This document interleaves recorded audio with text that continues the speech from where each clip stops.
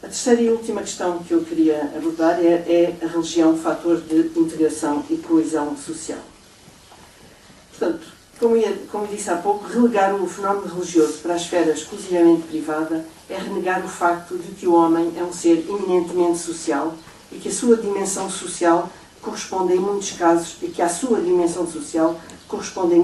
uma dimensão espiritual.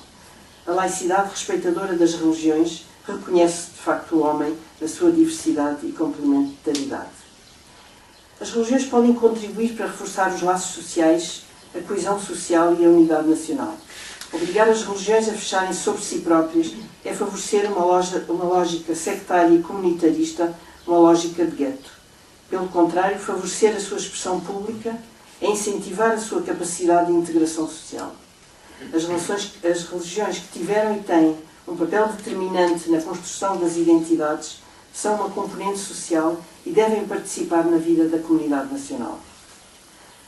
Do ponto de vista das confissões religiosas minoritárias, a liberdade e a democracia também nos coloca vários desafios, o primeiro dos quais é o seguinte: como manter a nossa especificidade, as nossas tradições religiosas e culturais próprias, em diálogo e convivência permanente com a sociedade que nos rodeia, sem nos fecharmos num gueto que felizmente já não existe. Como participar plenamente na sociedade da qual fazemos parte integrante, sem, no entanto, abdicarmos daquilo que nos distingue e nos caracteriza. Este problema não é um problema de hoje. É um problema velho de pelo menos 2 séculos, quando as revoluções americana e francesa reconheceram a igualdade fundamental de todos os cidadãos perante a lei. E desde então respostas diferentes têm sido tentadas. Como se sabe, a dos Estados-nação, sobretudo no Ocidente, relegando todo e qualquer particularismo de grupo para uma esfera meramente individual,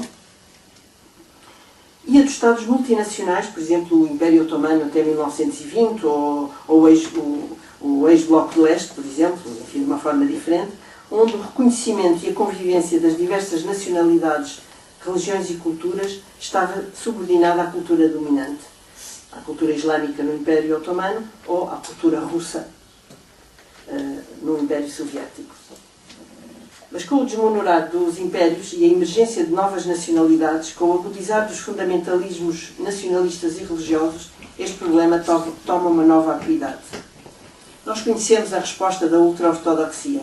É a negação do tempo, o enconchamento, o refúgio num tempo mítico, num retorno às origens, onde se espera encontrar a pureza original.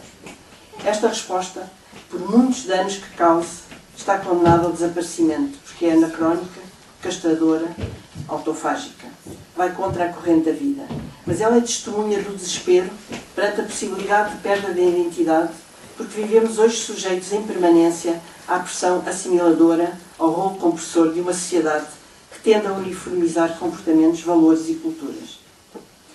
Recentemente, no Parlamento alemão, o primeiro-ministro turco, penso que todos estarão lembrados, o primeiro-ministro turco Erdogan, disse o seguinte: a assimilação, disse ele, é um crime contra a humanidade.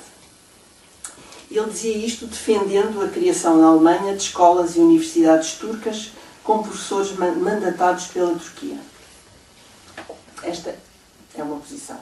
Mas há uma resposta, digamos, simetricamente oposta, que é os nostálgicos do mundo branco, uniforme e harmonioso, que já só existe nas suas cabeças, e que é a seguinte: se quiserem ficar aqui, portanto, aos imigrantes, de outras religiões e de outras culturas, se quiserem ficar aqui, têm que ser como nós, ou então, para não ser, desculpem a expressão. O arcebispo de Cantuária, todos ouviram falar e todos leram com certeza, tem uma proposta diferente na Inglaterra. Permitir aos muçulmanos a escolha entre a aplicação da lei religiosa da Sharia e a lei civil britânica em certos aspectos da vida social, tais como, segundo estou a citá-lo, a lei marital, as transações financeiras e a resolução de conflitos. Ou seja, um sistema judicial que reconheceria as particularidades religiosas de uma minoria, permitindo assim, na sua opinião, acabar com a dicotomia entre a lealdade religiosa por um lado e a lealdade civil. A proposta do arcebispo revela, na minha opinião, a sua sincera preocupação sobre a forma de integração do Islão, nomeadamente na Inglaterra, onde é muito numeroso, como se sabe, mas a sua aplicação prática, também na minha opinião, teria o mesmo resultado da proposta de Erdogan, ou seja, um encerramento progressivo em guetos, doravante não apenas sociais, mas também religiosos. Em defesa da sua tese, o arcebispo dá como exemplo os tribunais rabínicos na Europa. Mas, na realidade, estes tribunais rabínicos que existem não constituem uma opção à lei civil. Não só não constituem uma opção, como não se sobrepõem aos tribunais civis. Arbitram exclusivamente os problemas internos das comunidades quando os seus membros assim o desejam. Aprovam ou desaprovam conversões, pronunciam divórcios religiosos, que para terem efeitos legais não dispensam o divórcio civil. E, como eu disse há pouco, a lei judaica, a Halakha, portanto, que é mais ou menos o equivalente da Sharia para os judeus, a lei judaica não é, em caso algum, alternativa à lei civil. E é o Talmud que o afirma, como eu disse há pouco, portanto, a lei do país é o nosso país. Para um judeu, mesmo ortodoxo, dos mais ortodoxos que viva em Portugal, em França ou na Inglaterra, nem sempre o que é verdadeiro religiosamente é realizável à luz das leis do país onde vive. O que se pressupõe um pragmatismo, no fundo, que é produto de 2000 anos de vivência em diáspora. Na Idade Média e até ao final do século XV, a convivência entre maiorias e minorias religiosas fazia-se, como se sabe, exclusivamente num quadro comunitário. Por exemplo, em Portugal, os judeus e mouros tinham liberdade religiosa, contrariamente às vezes àquilo que se pensa, tinham liberdade religiosa, tinham os seus próprios órgãos institucionais, jurídicos e religiosos, e os judeus, por exemplo, juravam pelo Talmud. Mas era um corpo estranho à sociedade, sujeito a uma legislação restritiva, e a comunidade era o único quadro possível de inserção e de convivência entre a maioria cristã e a minoria judaica ou moura, numa relação de superioridade e inferioridade. Era o chamado sistema da tolerância. Por isso que muitas vezes nós não gostamos da palavra tolerância. Mas mais de 2 séculos depois do reconhecimento do Estatuto de Igualdade perante a lei de todos os cidadãos, permitir no sistema legal uma alternativa de outra legislação com base na identificação comunitária seria, em minha opinião, um retrocesso. Porque é precisamente esse estatuto de igualdade perante a lei que permite a liberdade de escolha e opção religiosa. E no mundo democrático ocidental, de facto, qualquer cidadão pode praticar a sua própria religião, por mais ortodoxa que seja a sua opção, desde que não violente a lei e a liberdade alheia.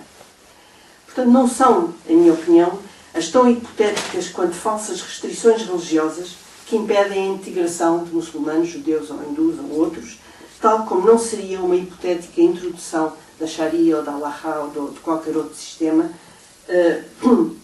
e cujo precedente seria imparável, que iria favorecer essa integração.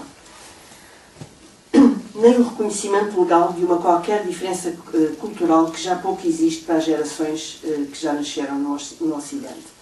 Essa integração ou é social, económica e política ou não será.